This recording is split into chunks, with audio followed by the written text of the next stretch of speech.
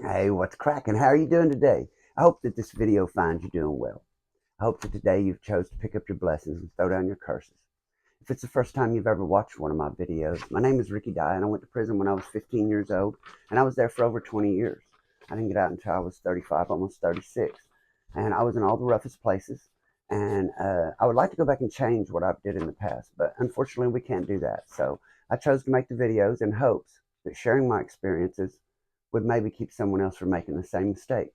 And so you'll enjoy the videos best if you go back and start at the beginning, because they're kind of like a series. I've been working my way through my life for those 20 years that I was in prison. And in a moment, I'm going to jump back into my story. But I haven't made a video in about 9 days. And so to the people who are subscribed to the channel, and especially these people, the writers and the dyers, Thomas Robbins, Samaya Walker, John, and John Doe, it's the same person, Cody Smith and Maddie Rolfe.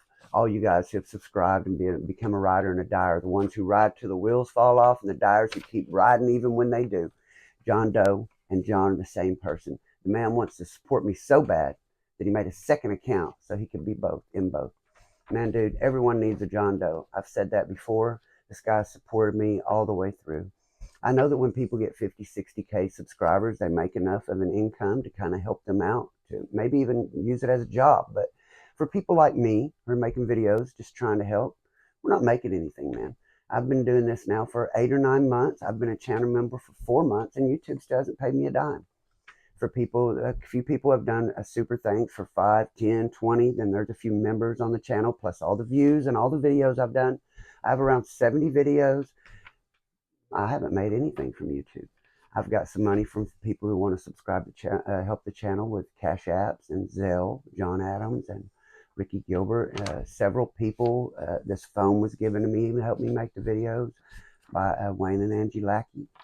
There's a lot of people who have helped me, but unless they've helped me directly through Cash App or Zelle, or met me or something like that, I haven't seen a dime from YouTube. These videos aren't making money for me. It's just something from the heart. Never has been about money for me. It would be nice if at some point I didn't need Social Security anymore. But my wife finally got her Social Security in retirement. So me and her are okay now. The reason I haven't made a video in the last 9 days, and I feel that some explanation is needed before I start my video. So if you want to jump ahead to where the story starts, as soon as this video is over, I don't edit them, but I will go down in the comments and I'll tell you right when the story starts that you clicked on the video to hear. And I apologize for that, but last Thursday I was sitting in my car getting ready to make a video. The ones of you who know, 2 Thursdays back, my mom had her back operated on, 5 levels fused. My wife was a med aide and a nurse's aide for most of her life. She took care of my grandmother up to the end of her life. And now that my mother's had this surgery, she's the only female in the family around. She's been taking care of my mother. She gets up at 6, goes over there at 7 in the morning to stay with my mom during the day while my dad's at work. I have hard times in the mornings. I don't know if a lot of you are like me, but I get up in the morning and I'm an asshole. I have a hard time sleeping at night. And so when I wake up in the morning, I'm grumpy.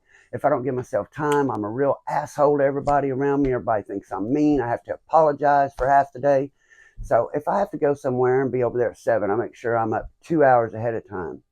So I was getting up at 4:30 to be ready to leave here at 6:30 and get over there around 6:45. And I was sitting in the car getting ready to make a video last Thursday morning. And when we got over there, I noticed that my mom seemed real sluggish and hard to handle. And I thought she maybe was just real tired. But my wife was keeping an eye on her. And I was sitting in the car talking to Chill, the guy who did the interview with me, about tactics on YouTube and ways to help make my channel grow. And I was getting ready to make a video. And my wife comes running out of the house and says, my mom's unresponsive. So yeah, so we go in the house, and sure enough, her eyes were pinned. She was barely breathing. My little brother was there with me. He helped me get some Narcan. We leaned her back, called 911, 2 shots of Narcan. She still didn't respond for about 10 minutes, but her breathing picked up. We finally got her conscious by the time she was there. All of us were scared to death. Everyone was in tears. She's a long hallway. It was hard to get her out of there. They had to carry her out in a sheet when they finally got there. The ambulance, she lives out in the country. The ambulance couldn't even find the road. My brother had to go find a fireman and lead them to the house. I had to find the ambulance and lead them there, while my other brother held my mom and tried to keep her steady. And my wife was on 911. It was very hectic. And, you know, I can go out in a knife fight, yard and knife fight someone right now. But should I live through that, tomorrow my nerves would be shit. And that's just what happened. All that happened to my mom, and the next day I was in the hospital throwing up myself because of my nerves. So I spent the weekend in the hospital for the most part, or here at the house trying not to throw up. So today, my wife was with my mother. Things are settled down over there. And they have told me I have to stay home today and decompress.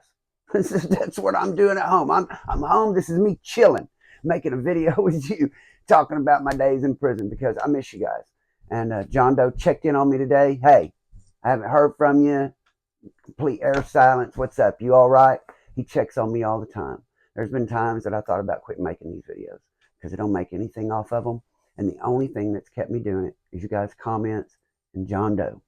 So if I ever make something out of these videos, I owe it largely in part to that man. And I haven't been able to get my store going. I figured it all out, but I just haven't had the money. It's a money thing, stocking that store. And finally, now that things are straightened out for me and my wife, I'll be able to slowly start to stock it next month. And when that happens, John Doe's getting the first t-shirt. Bottom line, on me. I love you, brother. Thank you for always being there for me, for encouraging me. If I encourage others, know in your heart that you encourage me. And with that, I'm going to jump into my story today. If you've been keeping up, I just got shipped to private prison, and it was the first one used in Oklahoma. Up until this point, there were no private prisons in Oklahoma. They weren't used, but now there's so much overcrowding that they've come in and they've wrote this new bill, and it was supposed to help with all the time they were giving out in the Oklahoma prison system. They're giving people 300 and some years. I had a friend who was out in the streets and he was selling a little weed.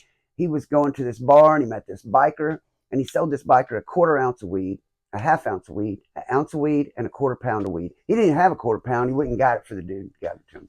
They gave him 50 for the quarter ounce, 75 for the half ounce, 80 for the ounce, and 100 and some for the 50, 80, and 99. He ended up with 304 years.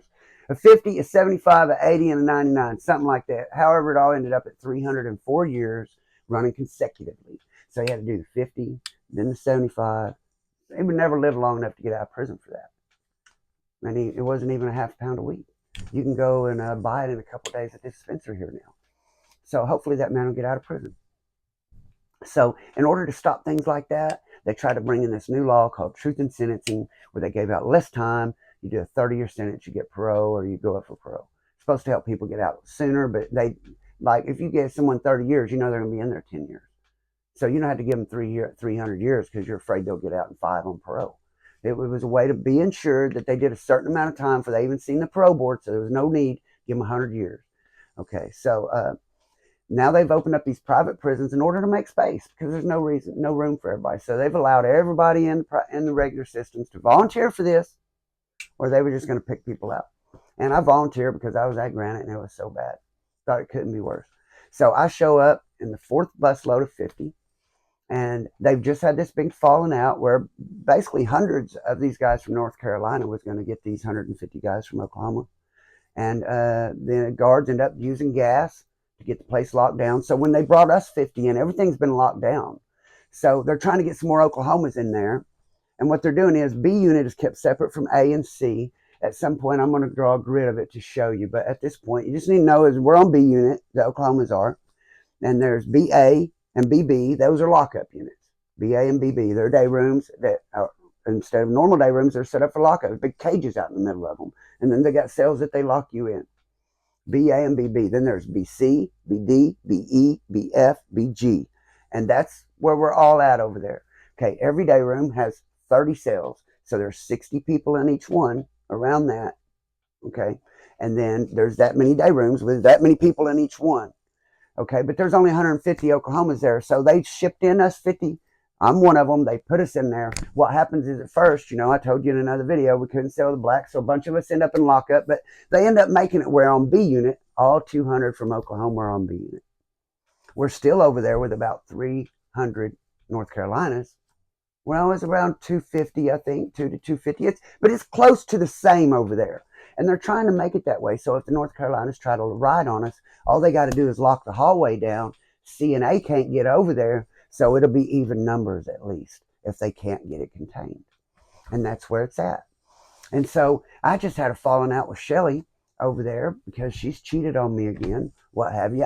I'm calling. We lost our visits. I'll get to that story at another point, but I called and I told you guys her cousin answers the phone. So Shelly told me not to answer, so her cousin's going to come see me and bring me stuff. So I told you that she comes up there to visit and she sees me. Red Rock Canyon is right down the road from the hidden prison.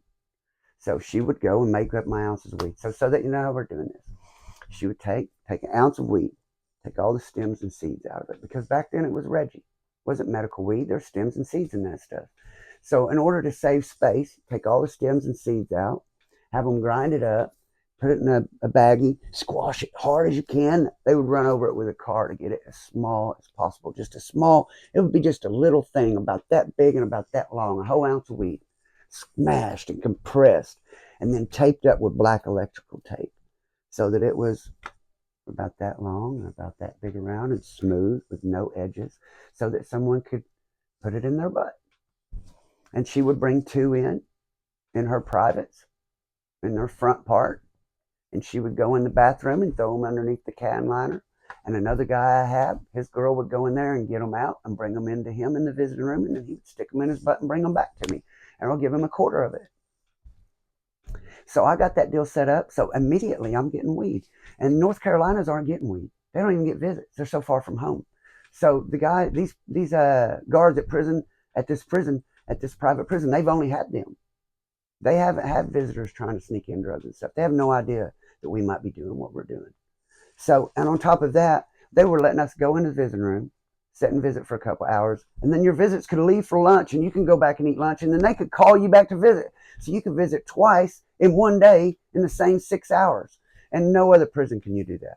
You go out there, you're searched thoroughly. They watch your visitors. They don't let you go in the bathrooms unless you're searched beforehand. Same with your visitors. They're very careful, and you can't get away with that kind of stuff.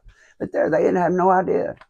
So I'm bringing in a quarter pound of weed in a day. North Carolinas have no idea. They can't get weed. Weed is like gold there.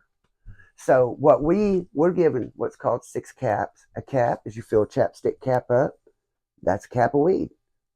Have it all fluffed back up. You fill a little chapstick cap up. That's a cap of weed. That's $10. But they're paying 10 of those is $100 Western Union. And you can do that 90 times out of 1 ounce. I can make $900 off an ounce of weed.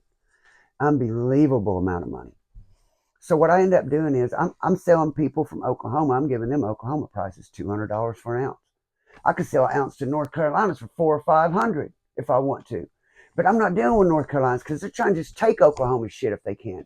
So these dudes on A and C unit, they're trying to red light up MB, and we call it red light when you go somewhere you're not supposed to. Every hour there's what they call movements. And the guards will stand out there at the front doors and upstairs in the bubble and watch the hallway, and they try to keep people from other units from coming in their unit. But sometimes just guys walk in a crowd during movements after school, catch the guards busy. Somebody will come up and talk to the guards so they're distracted while a group of people go in behind them. And they'll come up in the unit, 5 or 6 from over on C unit. They'll go past somebody, pull the guard, talk to them. 5 or 6 people come in behind them. They'll run up in there and rob them during that 5 or 10 minute movement, then run back out to another unit. It's everything it's like a jungle, baby. So you be up in your cell, all of a sudden you see 5, 6 dudes come up in there from another unit, beat you down, take your shit. So every movement you gotta be ready. Man, I'm always over there. I got a bunch of Oklahomas around me. You know I do. They know I got the weed, all the Oklahomas around me. So these dudes from North Carolina are coming to me. And now that they know they're getting shipped back to North Carolina, they had all kinds of privileges in this private prison. In Oklahoma, you have to buy they give you state issue garments. Like you have to wear what they give you. You can buy a sweatsuit, one pair of shorts, and some t-shirts and boxers and some socks off the canteen. That's it. No one can send you anything. But North Carolina's, they're getting sweatsuits and nice, like $150 Nike sweatsuit. And this is in the late 90s, early 2000s. These guys got some nice shit on, man. This dude comes to me. So what happens is I'm buying all this stuff up, man. Word goes out in these North Carolinas, Ricky Dye, he's got that weed over there and he's buying that stuff. So they'll come buy a cap from me and I'll charge them $10 for it, which is $4 or $5 more than I'm charging these guys from Oklahoma. I'm charging them twice as much. So what happens is they send for me what's called their E-man. Okay, he's the dude that runs the Muslims on the yard. The E-Man. He's a spiritual leader. He's also their wartime leader. Okay, and he's not a 5%er. There's a big group of 5%ers there that you have to watch out for that think white people are the devil, but he's not a 5%er. He's Muslim, and Muslims are good people. And all Muslims aren't bad people, man. People get that, see that crap on TV, and they think all Muslims aren't bad people, man. I've met some Muslim people that are every bit as religious as Christians that I know. And that's what got me to thinking you can't convince me that because they were born on the other side of the world and raised as a Muslim and believe in their faith, that they're going to go to hell, and I'm not, because I was raised over here and I believe this. I don't believe that, man. I believe God comes to man in many faces. I believe that God shows his face to a man in a way that he can understand it. I think you'll have a chance to make a relationship with God if you choose to. You could push him away. That's up to you. But I think it's something one-on-one, and I don't think you have to follow no one's certain rules to find it. You know, even in the Bible, Paul found God in the wilderness. Got his instructions from the Lord. So why can't I get mine from him? That's just my belief, because I have a friend named Isa in prison. Dude's a Muslim, prayed 3 times a day. He didn't cuss. He didn't smoke. He didn't do drugs. He helped everyone he could. He was a good man. Can't convince me that man's going to hell because he wasn't a Christian. I don't believe that, man. So I go to the E-Man. He sends for me, and he wants to do business with me. So I go to do business with E-Man, and he asked me how much I charge him for an ounce of weed. And this dude is the leader of all the Muslims from North Carolina. And North Carolina is almost all black, 80% black, and there's a population of 5%. No Crips or Bloods. They're Muslims, or they're just, you know, from North Carolina. They're not claiming Crips or Bloods or anything like that. All the people from Oklahoma that are Crips and Bloods, we're all sticking together. Shit, Crips, Bloods, Indians, white, Mexican, we're all together. We're from Oklahoma. We don't care what color you are, where set you're from, gang you're in, we're riding together. UABs and Crips and Bloods together. You hear me? We're together, man. All of us. The white boys and blacks don't mean shit. We're from North Carolina versus Oklahoma up in this bitch. So they run up in here, take our shit, man. They take the black dude's shit and the white dude's shit in the same movement time just because we're from Oklahoma. So I know I'm a target. But I make a deal with this dude. I tell him, man, I'm selling ounces of beef from Oklahoma for $200. I can get $400 or $500 from y'all. So yeah, I'll pay that. But dude, I'm gonna give them to you for $200. And I want you to deal with the Muslims from North Carolina, because I told you when I dealt weed in prison, I go get somebody from each race and each set to deal with their own people, man. Keep the heat off of me. Nothing to do with racism or nothing. That's just smart. Can't bring that shit in, be the one to get it, and be the one out there selling it. You can't do that shit, not in prison. You're getting watched everywhere. And I'm not telling you this is right to do this stuff in prison. I'm not glorifying it. I'm telling you what went down. Try to make the stories a little bit entertaining. Please never think I think prison's cool. I'd rather be sitting right here talking to you on this right here with no weed or nothing. But I can go to the store and get what I want now. Life is much better when you're free. Never forget that. But anyway, I make a deal with this dude. I'm going to sell him out for $200. Now, he thinks I'm really doing him good. A couple days goes by, go to visit, get my weed, setting up in the cell. Comes these dudes from North Carolina. I see them come up in the day room. I live upstairs, and there's some Oklahoma dudes in here. So I figure even if we get into it, it might be even. But I see this dude come in, and he's kind of yoked up. He's a little bit shorter than me, but he's yoked up. He just looks like he might be trouble to me, that type, man. He comes in with 4 or 5 dudes from North Carolina. And I know they're not from this unit. It was movement time. I see them come in. I'm up in like BC unit, okay? And yeah, because I'm next DU's over there. I'm in BC unit. So it's movement time. I see 4 or 5 guys, 5 guys, I think, come in. And all of them go to a cell downstairs, except for this one guy. And he comes up the stairs and knocks on my door. And he comes in. He's carrying this badass pair of shoes. A pair of shoes worth over $200. And a pair of Nikes, a pair of retros. They were badass, man. White and green. I wanted them, man. And he was like, hey, man, you want to buy some shoes? We're going back to North Carolina. They let us have this shit sent in down here in Oklahoma. When we get back, we can't have it.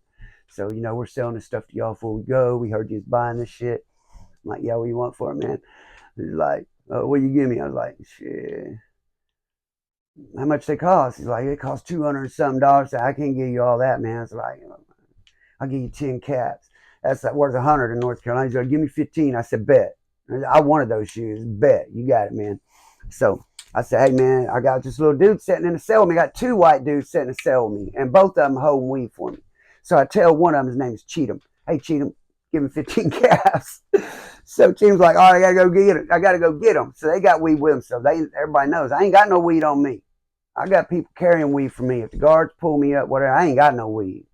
You know what I'm saying? They come shake my cell down. I don't got no weed. Somebody tries to rob me. I don't got no weed. You know what I'm saying? I don't have shit on me, man. I done passed that shit off everywhere else.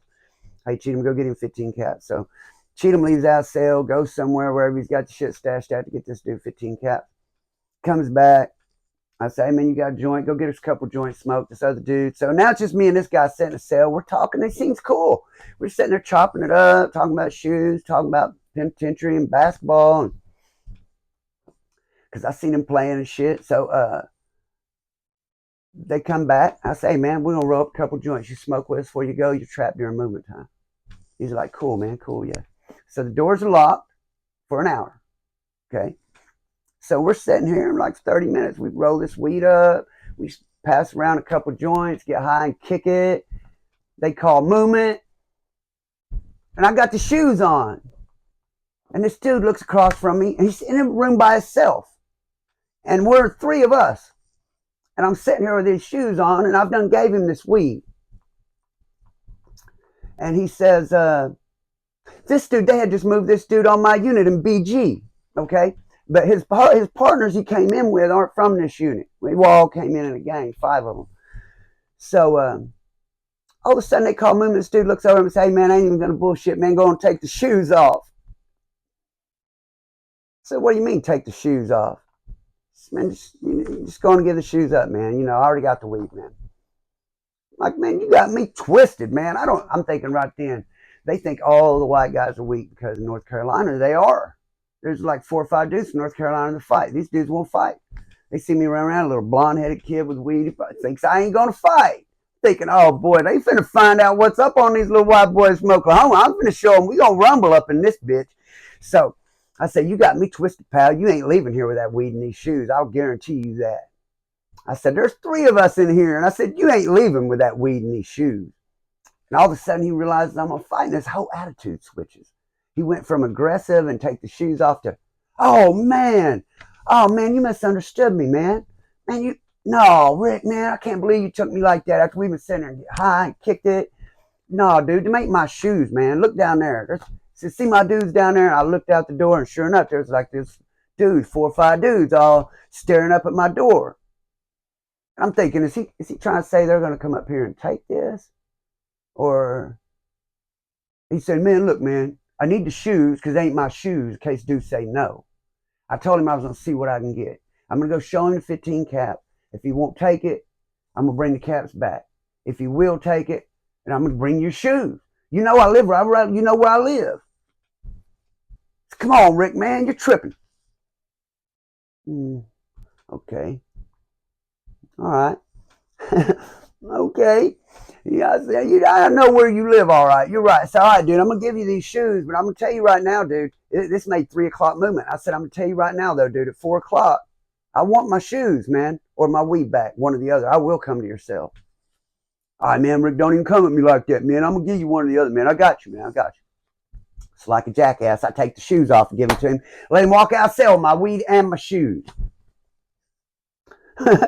Sure enough, man, I go out on the yard. I got 1 hour before the 4 o'clock movement before he's supposed to come back in. I didn't want to get trapped in the day room again, so I go out on the yard. At the time, B and A were sharing. No, we weren't there. A unit is locked down. B's got the yard, but you can go out to the fence and talk to C through the fence while they're out on the yard. So I go outside. I'm talking to one of my buddies on C unit that I've met, and I'm talking to some guys out on the weight pile, and I hear this guy supposed to bring my weed back, supposed to be doing the deal. Supposed to be tells me he's going to bring the weed at 4 o'clock. I hear him talking through the window right there. He don't see me, and he hears me talking to the dude through the window. He's telling this dude through the window, shit, if he wants one or other at 4 o'clock, you know what time it is. We may as well handle this. So I'm thinking, they ain't going to pay me. They got no intentions on paying me. You just finna try to beat me up over my shit. I didn't go get nobody, man. I thought about going and get some people, and I just thought, man, I ain't no need to get everybody. I'm fixing to show these dudes. Really, to be honest with you, I'm mad. This dude's a little shorter than me. He's stocky, but I don't think he can whip me, man. I've been in prison since I was 15 now, and I've been fighting grown men, and I'm going to tell you, by this time, I have quite the confidence that I think I can go. So as soon as they call movement, 4 o'clock, I head up to my cell. I go up there. I was supposed to give some guys some cigarettes, put on some raffles. I got on some squares, some raffle squares you get on football games for numbers. They do that kind of stuff in there on the game. So I go up there. I'm coming down the stairs. Here he comes. See him coming in the door. He's at the door. He's got these big old padded gloves on. I'm about halfway downstairs and thinking, they think I'm just this young, skinny, blonde-headed kid that don't know nothing. I'm going to take full advantage, act like my head's in the clouds, and I don't even know what's going on. But I see there's some white guys down there and some black guys from Oklahoma in that day room with me. And I know they'll ride with me. We all eat together at night, spread together, everything. I know they ain't going to let them just dog me out. I'm coming downstairs, about halfway down the stairs. I got 2 packs in my hands, and I drop them to this dude that was waiting on me on the raffle. And I walk down them stairs. He's waiting on the bottom of the stairs. As soon as I step down off that step, I act like I don't even know what's going on. He swings. I catch that punch, grab me around the neck, shoot down, pick him up, and dumped his ass. I'm on top of him just that quick. I set up to drill him, and when I did, one of his homeboys hit me in the back of the head. Bam! He cracks me in the back of the head. I look up, and another one of his homeboys are coming, swinging this way. So shit, I dug down and grabbed him and rolled him on top of me and used him for a shield. So got him on top of me. A couple of my homeboys now, black dudes, white dudes, smoke. Hey, y'all get out of it. They pulled him back. So I flip him off of me, and I jump up and say, what's up now? So now me and him are squared up. About that time, people's jigger out, jigger out. You hear the keys coming in the doors. So shit, here comes the keys. So all of a sudden I act like nothing's going on, turn around and walk calm as shit. Right, police are running in, 4 or 5 of them, keys jingling. I walk right past them during movement like nothing's going on. Walked right by them, walked right over like the BF and went in my partner's cell and just sat down. But the guard in the bubble saw what was going on, seen us tussling stuff on the floor. I had a dark green shirt on that went with this green Nike jumpsuit I bought, and long blonde hair and a ponytail. There's no one else on that unit with long blonde hair and a ponytail. Usually they're everywhere, but I'm the only one. So they're looking for a guy in a green shirt with a long blonde ponytail. So I'm sitting in my partner's cell, act like I'm watching TV. I just came from Granite, man. We're locked down all the time. Never no selling. I'm pale as a ghost. I've been tussling with this dude. I'm all red and shit. Look scuffed up. Take me straight to lockup. So they take me to lockup, get me down there, and want to know who I was fighting with. And of course, I'm not going to tell them who I was fighting with. He got off in the middle of a bunch of other guys, and they all made it out. No one got locked up but me. So they want to know what's going on. What's going on? Here's the crazy shit. Any other place, when you're locked down, when you get put in lockup, you get locked down in a cell with nothing. There's a steel toilet and a steel sink, a steel bunk. But that place, man, it was like any other cell in lockup. They didn't even strip that shit down. So they didn't take nothing from me, man. They took all my property from my cell, gave it all to me in lockup. I couldn't believe it. So that's what they're doing to these North Carolina dudes. They can't punish them no other way but to lock them up. Shit, they ain't even punishing them in lockup. They're giving them all their property. Shit, I got headphones and a Walkman, everything in lockup. So I'm just sitting there in my cell with all my shit. I got weed. Dude, I got my window busted out. You can bust your window out and be in lockup. Someone busted the cell window out before me. I didn't even do it. And all you had to do is make a string and lower it down, and the guys on C unit could run right to your window and send stuff up and down to you. So I had my partners run around there and send my weed up. So shit, I'm sitting in lockup with 2 ounces of weed, selling weed. I got the only weed on the yard, and I'm in lockup. And I got all my shit. And the way they're doing it is they come, when your visitors come, they come, handcuff you, walk you down to visitation, unhandcuff you, get a visit like everyone else. I'm going to visit, still getting my weed in. So only difference is I can't go out on the yard. I'm just locked in my cell. But man, I got people running to my window. I'm selling weed out of there. I got canteen in my cell.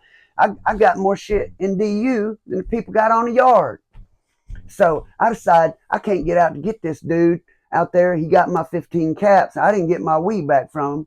Thinks he's just going to hit me and that's going to be it. I'm going to show him he's dealing with a crazy ass white boy from Oklahoma. Not just any white boy. He's dealing with Ricky Dye. And I'm going to get his ass. So I put a hit on him. So I start waving an ounce of weed around in the window saying, I got this ounce of weed. I said, I'm going to get his ass when I get out of lockup. As soon as they let me out, I'm going to get him. I said, but if I don't get him first, this ounce goes to whoever sends him to medical. So all of a sudden, the imam comes walking up to my yard. up there to my window. He lives on C. He comes walking up there, and the E-man, he comes with an entourage. It's like some shit you see in a penitentiary, like on TV. He comes walking out there. He's all cool and shit. Older black man. He got 5, 6 warrior soldiers standing around him like they stand around keeping guard. It's like some shit on TV, man. These guys are militant. That's how they ran their shit in North Carolina. They are militant. And he comes to my window and says, "Hey, my brother, I hear you've had some problems with the 5%ers over there." So come to find out, that dude's a 5%er. Thought I was a devil, the dude that beat me out of my 15 caps for the shoes. "I hear you putting a hit on him up here. I hear you ain't through with it. I hear you want him sent to medical." And I said, "Damn right, man." I said, "I'm going to get him if I get out." I said, "But if I don't, I'm giving an ounce to the first person." He said, "I told you if we did business, I was going to take care of you, my brother." He said, "That is not required. I ask that you let me take care of this." I said, "All right, man, if you want to take care of it, but if you don't, when I get out, I am." He said, "Well, if you would, please remove the hit."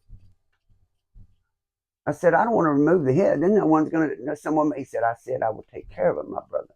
So I said, "All right, man, I agreed to it. I removed the hit." Next day, he sends 5 dudes in there, and they mashed that dude out. He ended up going to medical and get shipped back to North Carolina. He got hurt so bad. Dude was no joke. So I'm here to tell you that the rest of the time, Ricky Dottie had no problems with the dudes from North Carolina. They kept their business straight with me.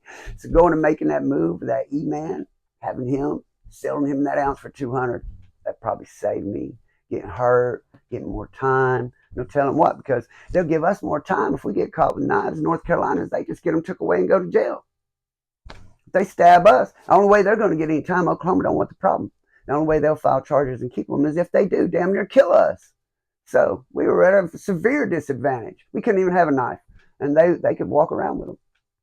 So it's been 31 minutes. Now I want to tell you that this week is still very hectic. My mother hasn't recovered yet. It's taken her a little time. Me and my wife are still doing our best to take care of her. I will try to put another video up later this week. I hope to. But it may take me a week to get leveled out. But I want you guys to know, and this is a promise from me to you, that starting next week, I'm going to really make a push, because I think that I can make the channel grow. But the thing is consistency. You have to put something up every day, even if it's a short. And I've just been so busy in real life, I couldn't do it. But this channel means a lot to me. You guys and your comments, you mean a lot to me. The idea that maybe I've helped someone somewhere have a little bit better day. Hey, man, pick up your blessings. Throw down your curses. If you want to compare yourself to somebody, don't compare yourself to the guy doing better than you. Compare yourself to a king 200 years ago. That's what you do. Compare yourself to kings 100, 200 years ago. Don't compare yourself to the guy who's doing better to you today. Get you nowhere, man. May God bless, keep, and protect you till the next video, and I hope to see you there. Peace out.